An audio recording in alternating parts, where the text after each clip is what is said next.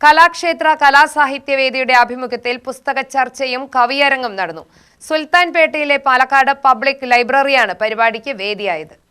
PV Sahadevan രചിച്ച മാതൃരോദനം എന്ന നാടകപുസ്തകവും ഈ നാടകത്തിന്റെ അവതരണവും സംബന്ധിച്ചായിരുന്നു ചർച്ച. കവി രവീന്ദ്രൻ മലയങ്കാവ് ഉദ്ഘാടനം ചെയ്തു.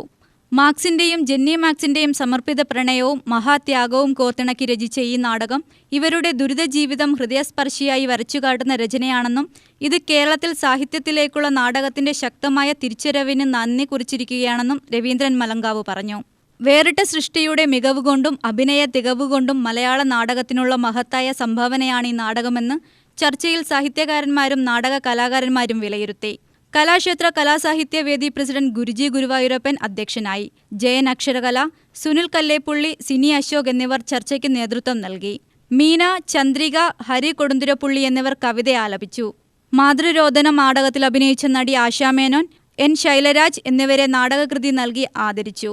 M Subhash Kumar, K Khader Moideen, Mallika, TN Chandran, Antony Robert, H Akbar Badusha, Fathima, librarian Mohanraj, A Sunilkumar തുടങ്ങിയവർ ചർച്ചയിൽ പങ്കെടുത്തു സംസാരിച്ചു. നാടകകൃത്തും സംവിധായകനുമായ PV സഹദേവൻ മറുപടി പ്രസംഗം നടത്തി. UTV news, Palakkad.